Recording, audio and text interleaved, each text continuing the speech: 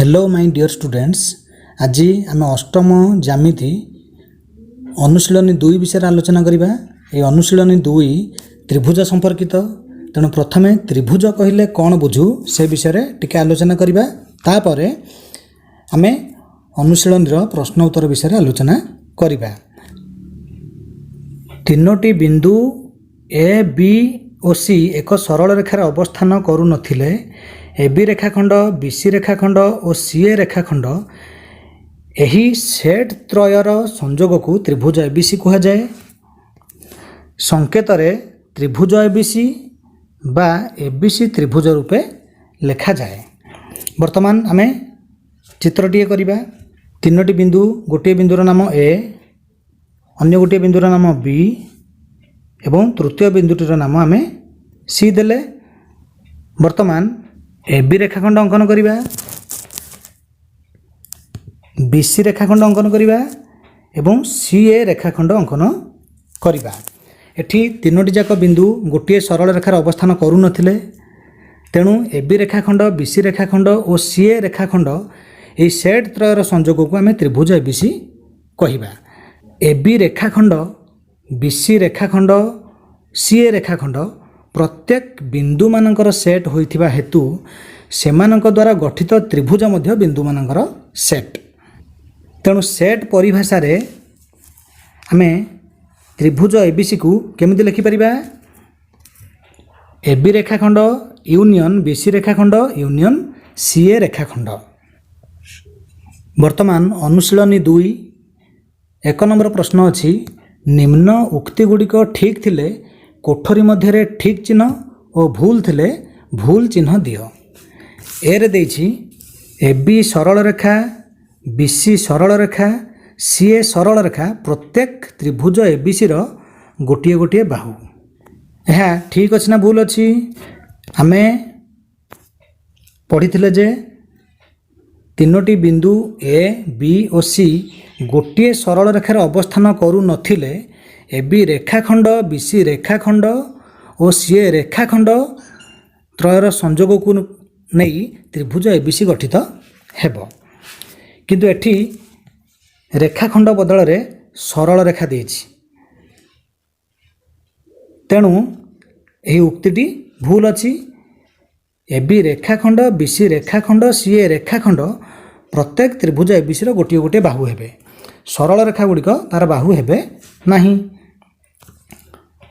तेणु यह उक्तिटी भूल अछि।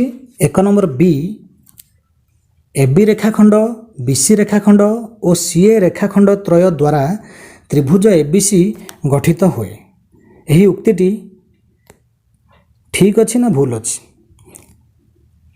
यही उक्तिटी भूल अछि। तार कारण कौन? आमे जानू त्रिभुज एबीसी रो तीनोटी बाहु रही, ए बी रेखाखंड बी सी रेखाखंड सी ए रेखाखंड, किंतु ए बी रेखाखंड बी सी रेखाखंड और सी ए रेखाखंड द्वारा सबु बेले त्रिभुज एबीसी गठित होई परिबो नाही। कारण जदि ए बिंदु बी बिंदु और सी बिंदु गोटे सरल रेखा रे रही जाए सेते बेले ए बी रेखाखंड बी सी रेखाखंड और सी ए रेखाखंड द्वारा त्रिभुज एबीसी गठित होई परिबो नाही। एठी सेमति किछि कहि नाही जे तीनोटी बिंदु ए बी और सी गोटे सरल रेखार अवस्थान करू नाहांती बोली, सेमति किछि कहि नाही। केवल कहिछि ए बी रेखाखंड बी सी रेखाखंड और सी ए रेखाखंड द्वारा त्रिभुज एबीसी गठित हुए, जहा कि भूल। तेणु एठी आमे भूल चिन्ह देबा। सी रे देछि त्रिभुज बिंदु मानकर सेट। आमे प्रथम रु कहि सारछे जे त्रिभुज बिंदु मानकर सेट। तेणु एही उक्तिटी ठीक अछि। कारण तीनोटी बिंदु गोटे सरल रेखार अवस्थान करू नथिले सेते बेले सेही तीनोटी बिंदु को नहीं जो तीनोटी रेखाखंड हबो से रेखाखंड त्रयर आबद्ध चित्र को आमे त्रिभुज बोली कहूचे। जेहेतु तीनोटी जाक रेखाखंड बिंदु मानकर सेट, तेणु त्रिभुज मध्य बिंदु मानकर सेट। तेणु यही उक्तिटी ठीक अछि। डी रे देछि गोटे स्थूलकोणी त्रिभुज रे अति बेसी रे गोटे स्थूलकोण रहिबो। ଏଇଟା ଠିକ୍ ଅଛି। ଗୋଟିଏ ସ୍ଥୂଳକୋଣୀ ତ୍ରିଭୁଜରେ ଅତି ବେଶୀରେ ଗୋଟିଏ ସ୍ଥୂଳକୋଣ ରହିବ। ସ୍ଥୂଳକୋଣ ତା ମାନେ ସେ କୋଣଟିର ପରିମାଣ 90 ଡିଗ୍ରୀରୁ ଅଧିକ। ତାହେଲେ ଆମେ ଜାଣୁ ତ୍ରିଭୁଜର ତିନି କୋଣର ପରିମାଣର ସମଷ୍ଟି 180 ଡିଗ୍ରୀ। ଯଦି ତ୍ରିଭୁଜର ଗୋଟିଏ କୋଣର ପରିମାଣ ସ୍ଥୂଳକୋଣ ହୁଏ ଅର୍ଥାତ୍ ସେହି କୋଣଟିର ପରିମାଣ 90 ଡିଗ୍ରୀରୁ ଅଧିକ ହୁଏ, ତେବେ ତାର ଅନ୍ୟ ଦୁଇଟି କୋଣର ପରିମାଣର ସମଷ୍ଟି 90 ଡିଗ୍ରୀରୁ କମିବ। ତାହେଲେ ଅନ୍ୟ ଦୁଇଟି କୋଣର ପରିମାଣର ସମଷ୍ଟି 90 ଡିଗ୍ରୀରୁ କମିବ, ତା ମାନେ କୋଣ ଦୁଇଟା ଯାକ ସୂକ୍ଷ୍ମ କୋଣ ହେବ। ତେଣୁ ଗୋଟିଏ ସ୍ଥୂଳକୋଣୀ ତ୍ରିଭୁଜର ଅତି ବେଶୀରେ ଗୋଟିଏ ସ୍ଥୂଳକୋଣ ରହିବ। ଯଦି ଅଧିକ ସ୍ଥୂଳକୋଣ ରହିପାରେ ତାହେଲେ ତ୍ରିଭୁଜର ତିନି କୋଣର ପରିମାଣର ସମଷ୍ଟି 180 ଡିଗ୍ରୀରୁ ଅଧିକ ହେବ, ଯାହାକି ସମ୍ଭବ ନୁହେଁ। କାରଣ ଆମେ ପୂର୍ବରୁ ପଢ଼ିଛେ ଯେ ତ୍ରିଭୁଜର ତିନି କୋଣର ପରିମାଣର ସମଷ୍ଟି 180 ଡିଗ୍ରୀ। ଇରେ ଦେଇଛି ତ୍ରିଭୁଜ ଏବିସିର କୋଣ ବି ଓ କୋଣ ସିକୁ ଏଠାରେ ଥିବା ବହିସ୍ଥ କୋଣର ଅନ୍ତଃସ୍ଥ ଦୂରବର୍ତ୍ତୀ କୋଣ କୁହାଯାଏ। ପ୍ରଥମେ ଆମେ ତ୍ରିଭୁଜ ଏବିସି ଗୋଟେ ଚିତ୍ର କରିବା। ସେ କହିଲା କୋଣ ବି ଓ କୋଣ ସିକୁ, ଏଇ କୋଣ ବି ଓ କୋଣ ସିକୁ ଏଠାରେ ଥିବା ବହିସ୍ଥ କୋଣର ଅନ୍ତଃସ୍ଥ ଦୂରବର୍ତ୍ତୀ କୋଣ କୁହାଯାଏ। ଏଇ ଏଠାରେ ଗୋଟେ ବହିସ୍ଥ କୋଣ କରିବା ଆମେ। ଏହି ବହିସ୍ଥ କୋଣର ଏଠାରେ ଥିବା ବହିସ୍ଥ କୋଣର ଅନ୍ତଃସ୍ଥ ଦୂରବର୍ତ୍ତୀ କୋଣ ହେଉଛି କୋଣ ବି ଓ କୋଣ ସି। ଏଇଟା ଠିକ୍ ଅଛି। ତାହେଲେ ଏଠି ଆମେ ଠିକ୍ ଚିହ୍ନ ଦେବା। ଏଫରେ ଦେଇଛି ଗୋଟିଏ ସମକୋଣୀ ତ୍ରିଭୁଜରେ ଅତି ବେଶୀରେ ଦୁଇ ଗୋଟି ସୂକ୍ଷ୍ମ କୋଣ ରହିପାରିବ। ଏଇଟା ହେଉଛି ଗୋଟିଏ ସମକୋଣୀ ତ୍ରିଭୁଜ। ଏଇଟା ହେଉଛି ସମକୋଣ ଅର୍ଥାତ୍ 90 ଡିଗ୍ରୀ। ଯେହେତୁ ତ୍ରିଭୁଜର ତିନି କୋଣର ପରିମାଣର ସମଷ୍ଟି 180 ଡିଗ୍ରୀ, ତାହେଲେ ଏଇ ଦୁଇଟି କୋଣର ପରିମାଣର ସମଷ୍ଟି 90 ଡିଗ୍ରୀ ହେବ। ତାହେଲେ ଯଦି ଦୁଇଟି ଯାକ କୋଣର ପରିମାଣର ସମଷ୍ଟି 90 ଡିଗ୍ରୀ ହୁଏ, ତାହେଲେ କୋଣ ଦୁଇଟି ନିଶ୍ଚିତ ଦୁଇଟି ସୂକ୍ଷ୍ମ କୋଣ ହେବ। ତାହେଲେ ଗୋଟିଏ ସମକୋଣୀ ତ୍ରିଭୁଜରେ ଅତି ବେଶୀରେ ଦୁଇ ଗୋଟି ସୂକ୍ଷ୍ମ କୋଣ ରହିପାରିବ। ଏହା ଠିକ୍ ଅଛି। ତେଣୁ ଏଠି ଆମେ ଠିକ୍ ଚିହ୍ନ ଦେବା।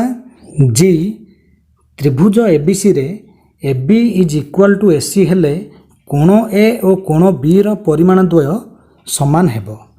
ଏହା ଠିକ୍ ଅଛି ନା ଭୁଲ ଅଛି ଆମେ ଦେଖିବା। ତ୍ରିଭୁଜ ଏବିସି ତାର ଏ ବି ବାହୁର ଦୈର୍ଘ୍ୟ ଯାହା ଏସି ବାହୁର ଦୈର୍ଘ୍ୟ ସେଇଆ। ସେ କହିଛି ତାହେଲେ କୋଣ ଏ ଓ କୋଣ ବିର ପରିମାଣ ଦ୍ୱୟ ସମାନ ହେବ। ଏଇଟା ଭୁଲ, କାରଣ ଯେଉଁ ଦୁଇଟି ବାହୁର ଦୈର୍ଘ୍ୟ ସମାନ ସେଇ ଦୁଇ ବାହୁର ସମ୍ମୁଖୀନ କୋଣ ଦ୍ୱୟର ପରିମାଣ ସମାନ ହେବ। ଏଇଟା ଆମେ ଜାଣିଛେ। ତାହେଲେ A B is equal to AC. ତେଣୁ ଏ ବି ବାହୁର ସମ୍ମୁଖୀନ କୋଣ କୋଣ ସି ଏବଂ ଏସି ବାହୁର ସମ୍ମୁଖୀନ କୋଣ କୋଣ ବି, ଏଇ ଦୁଇଟି ଯାକ କୋଣର ପରିମାଣ ଦ୍ୱୟ ସମାନ ହେବ। କିନ୍ତୁ ଏଠି ଅଲଗା କଥା କହିଛି, ତେଣୁ ଏହି ଉକ୍ତିଟି ଭୁଲ ଅଛି। ଏଠି ଭୁଲ ଚିହ୍ନ ଦେବା। ଏଚରେ ଦେଇଛି ତ୍ରିଭୁଜର ମଧ୍ୟମାତ୍ରୟର ଛେଦବିନ୍ଦୁ ସର୍ବଦା ତ୍ରିଭୁଜର ଅନ୍ତର୍ଦେଶରେ ଅବସ୍ଥାନ ନ କରିପାରନ୍ତି। ଆମର ଯେକୌଣସି ପ୍ରକାରର ତ୍ରିଭୁଜ ହେଉନା କାହିଁକି, ପ୍ରତ୍ୟେକ ତ୍ରିଭୁଜର ମଧ୍ୟମାତ୍ରୟର ଛେଦବିନ୍ଦୁ ସବୁବେଳେ ତ୍ରିଭୁଜର ଅନ୍ତର୍ଦେଶରେ ହିଁ ଅବସ୍ଥାନ କରନ୍ତି। ଆମେ ପ୍ରଥମେ ଗୋଟିଏ ସୂକ୍ଷ୍ମକୋଣୀ ତ୍ରିଭୁଜ ନେବା। ନାଁ ଦେଇଦେବା ଏବିସି ତ୍ରିଭୁଜ। ମଧ୍ୟମା କୋଣ ତ୍ରିଭୁଜର ଗୋଟିଏ ଶୀର୍ଷ ବିନ୍ଦୁରୁ ତାର ବିପରୀତ ବାହୁର ମଧ୍ୟବିନ୍ଦୁକୁ ଯୋଗ କରୁଥିବା ରେଖାଖଣ୍ଡକୁ ତାର ମଧ୍ୟମା କୁହାଯାଏ। ତାହେଲେ ତ୍ରିଭୁଜର ତିନୋଟି ମଧ୍ୟମା ରହିଛି। ମନେକର ବିସି ବାହୁର ମଧ୍ୟବିନ୍ଦୁ ଏକ୍ସ, ତାହେଲେ ଏ ଏକ୍ସ ହେଇଯିବ ଗୋଟେ ମଧ୍ୟମା। ଏସି ବାହୁର ମଧ୍ୟବିନ୍ଦୁ ୱାଇ, ତାହେଲେ ବି ୱାଇ ହେଇଯିବ ଗୋଟେ ମଧ୍ୟମା। ଏ ବି ବାହୁର ମଧ୍ୟବିନ୍ଦୁ ଜେଡ଼, ତାହେଲେ ସି ଜେଡ଼ ହେଇଯିବ ଗୋଟିଏ ମଧ୍ୟମା। ଆମେ ଜାଣୁ ମଧ୍ୟମାତ୍ରୟ ପରସ୍ପରକୁ ଗୋଟିଏ ବିନ୍ଦୁରେ ଛେଦ କରିବେ। ଆଚ୍ଛା, ଏଇଟା ହେଲା ସୂକ୍ଷ୍ମକୋଣୀ ତ୍ରିଭୁଜ। ଠିକ୍ ସେମିତି ସମକୋଣୀ ତ୍ରିଭୁଜ ଦେଖିବା।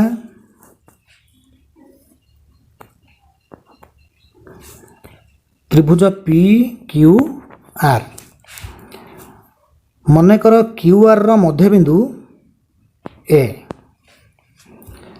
ତାହେଲେ पी ए हो गोटे मध्यमा, पी आर बाहुर मध्यबिंदु बी, ताले क्यू बी हो गोटे मध्यमा। तृतीय मध्यमाटी ए प्रथम दुई मध्यमार छेदबिंदु दे गति करिब। मनकर पी क्यू रो मध्यबिंदु सी, ताले आमर पी ए क्यू बी और आर सी ए रेखाखंड तीनोटी आमर मध्यमा हम। त्रिभुजर मध्यमा त्रयर छेदबिंदु त्रिभुजर अंतर्देश ही अवस्थान करुछंती। वर्तमान गोटे स्थूलकोणी त्रिभुज देखिबा, एठी मध्ये सेया हबो त्रिभुज ए बी सी। मनकर बीसी बाहुर मध्यबिंदु पी, ताले आमर एपी हो गोटे मध्यमा, एसी बाहुर मध्यबिंदु क्यू, ताले बी क्यू हो गोटे मध्यमा, एबी बाहुर मध्यबिंदु आर, ताले आमर सी आर हो गोटे मध्यमा। ताले से सूक्ष्मकोणी त्रिभुज हेउ, समकोणी त्रिभुज हेउ बा स्थूलकोणी त्रिभुज हेउ बा बाहु अनुसार समबाहु त्रिभुज हेउ, समद्विबाहु त्रिभुज हेउ बा विषम बाहु त्रिभुज हेउ, प्रत्येक त्रिभुजर मध्यमा त्रयर छेदबिंदु सर्वदा त्रिभुजर अंतर्देश रे अवस्थान करती। एठी कहिछि अंतर्देश रे अवस्थान न करि पारंती, तेणु यह भूल अछि। तेणु एठी आमे भूल चिन्हटिए देबा। आई रे देछि त्रिभुजर दुई कोणर परिमाणर समष्टि सर्वदा तृतीय कोणर परिमाण ठारू बृहत्तर। यह भूल अछि, कारण जदि आम समकोणी त्रिभुज कथा विचार करिबा, अलगा त्रिभुज कथा छाड़ी दियो, आम केवल जदि समकोणी त्रिभुज कथा चिंता करिबा ताले कोन होउछि देखिबा। ताले समकोणी त्रिभुजर गोटे कोणर परिमाण 90 डिग्री, ताले अन्य दुईटी कोणर परिमाणर समष्टि केते हबो? अन्य दुईटी कोणर परिमाणर समष्टि हबो 90 डिग्री, कारण त्रिभुजर तीन कोणर परिमाणर समष्टि 180 डिग्री। ताले एठी दुईटी कोणर परिमाणर समष्टि तृतीय कोणर परिमाण ठारू बृहत्तर हैला नाही, ता सहित समान हैला। जदि आमे गोटे स्थूलकोणी त्रिभुज कथा चिंता करिबा ताले कोन हेउची? एबीसी त्रिभुज, तार बी कोणटी होउची गोटे स्थूल कोण, तामाने ये 90 डिग्री रु अधिक, ताले अन्य दुईटी कोणर परिमाणर समष्टि केते हबो? 90 डिग्री रु कमिबो, जहा फल रे त्रिभुजर तीन कोणर परिमाणर समष्टि 180 डिग्री हे परिबो। ताले एठी ए कोण ए और कोण सी रो परिमाणर समष्टि तृतीय कोणर परिमाण ठारू क्षुद्रतर हैला, किंतु प्रश्न रे देछि त्रिभुजर दुई कोणर परिमाणर समष्टि सर्वदा तृतीय कोणर परिमाण ठारू बृहत्तर। तेणु यह भूल अछि, एठी हम भूल चिन्ह दबा। जे रे देछि त्रिभुजर कौणिक बिंदुत्रय त्रिभुजर अंतःस्थ बिंदु अटंती। एटा जो गोटे त्रिभुज, तार नाम दे देबा एबीसी त्रिभुज। तार कौणिक बिंदुत्रय अर्थात तार तीनोटी जाक शीर्ष बिंदु से कहि जे त्रिभुजर अंतःस्थ बिंदु अटंती, जहाँकि भूल, कारण से कौणिक बिंदुत्रय त्रिभुजर उपरिस्थ बिंदु अटंती, तार अंतःस्थ बिंदु से गुड़िक नुहे। एबी रेखाखंड, बीसी रेखाखंड और सी रेखाखंड रे जेते बिंदु रही समस्त बिंदु गुड़िक त्रिभुज उपरिस्थ बिंदु, तेणु कौणिक बिंदुत्रय त्रिभुजर अंतःस्थ बिंदु नुहंती। तेणु एटा भूल अछि। के रे देछि त्रिभुजर दुई बाहुर दैर्घ्यर समष्टि तृतीय बाहुर दैर्घ्य अपेक्षा बृहत्तर। सप्तम श्रेणी रे ए विषय रे भल भाव आलोचना करा जायछि जे त्रिभुजर दुई बाहुर दैर्घ्यर समष्टि तृतीय बाहुर दैर्घ्य अपेक्षा बृहत्तर। जदि त्रिभुजर दुई बाहुर दैर्घ्यर समष्टि तृतीय बाहुर दैर्घ्य सहित समान किंबा ताठू क्षुद्रतर हब ताले त्रिभुज होई परिबो नाही। तेणु एही उक्तिटी ठीक अछि।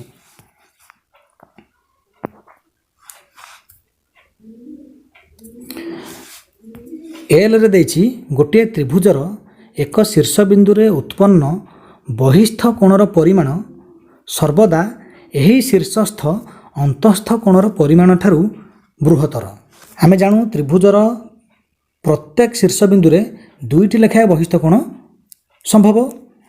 एटा होची एबीसी त्रिभुज, एटा गोटे सूक्ष्मकोणी त्रिभुज मु नेइछि।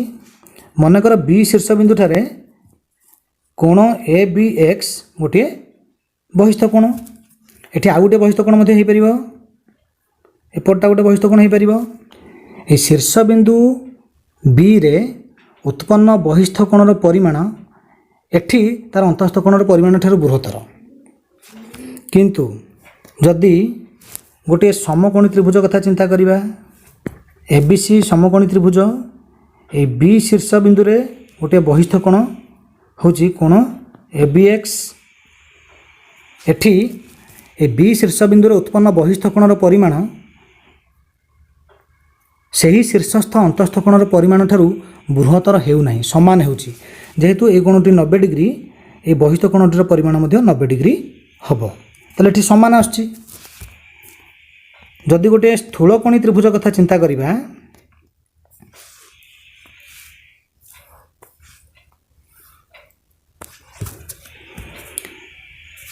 एटा एबीसी स्थूलकोणी त्रिभुज, बी शीर्ष बिंदु ठारे उत्पन्न बहिस्थ कोण होची कोण एबीएक्स। एठी कोण होची, एठी बी शीर्ष बिंदु रे उत्पन्न बहिस्थ कोणर परिमाण बी शीर्षस्थ अंतस्थ कोणर परिमाण ठारू क्षुद्रतर होची, कारण एटा स्थूल कोण ता माने 90 डिग्री रु अधिक, तेणु ए बहिस्थ कोणटीर परिमाण 90 डिग्री रु कम।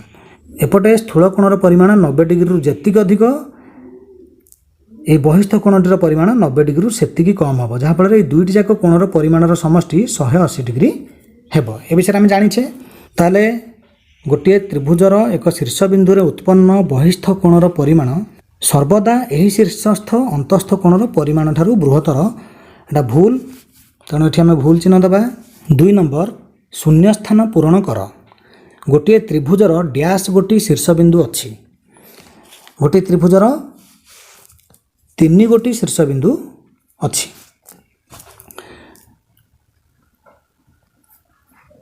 एटा जदि एबीसी त्रिभुज हला, ताले तार 3टी शीर्ष बिंदु किए किए ए बी आउट होची सी। ताले गोटे त्रिभुजर 3 गोटी शीर्ष बिंदु अछि। बी रे देछि गोटे त्रिभुजर मध्यमा संख्या डैश। गोटे त्रिभुजर मध्यमा संख्या 3। आमे यह पूर्वरु आलोचना करथिले। गोटे त्रिभुजर बाहु संख्या मध्ये 3। डी रे देछि गोटे सूक्ष्मकोणी त्रिभुजर कौणिक बिंदुरु विपरीत बाहु प्रति अंकित लंब संख्या डैश, सी मध्ये 3 हेबो। गोटे सूक्ष्मकोणी त्रिभुज ना दे देबा एबीसी त्रिभुज। त्रिभुजर 3टी कौणिक बिंदु रहिछि। ए कौणिक बिंदु ए रु आमे तार विपरीत बाहु प्रति गोटे लंब अंकन करिबा। गोटे लंब अंकन कले गोटे हैला। ठीक सेमती ए बी बिंदु रु ता विपरीत बाहु प्रति गोटे लंब अंकन करिबा। सी बिंदु रु मध्य आमे ता विपरीत बाहु प्रति गोटे लंब अंकन करिबा। ताले एमती केतेटा होउची, एमती 3टी लंब आमे पाइबा। ई रे देछि गोटे त्रिभुजर कोण संख्या डैश। गोटे त्रिभुजर कोण संख्या 3। त्रिभुजर कोण संख्या कहले आमे केवल तार अंतस्थ कोण संख्या को ही बुझू, तार बहिस्थ कोण संख्या को आमे हिसाब को नबा नाही। गोटे त्रिभुजर कोण संख्या 3। जदि पचार था गोटे त्रिभुजर बहिस्थ कोण संख्या केते, आमे लिखि थांते 6, कारण गोटे शीर्ष बिंदु रे 2टी बहिस्थ कोण उत्पन्न होई थाए। किंतु केवल त्रिभुजर कोण संख्या पचारे आम से बहिस्थ कोण को हिसाब को नेउ ना।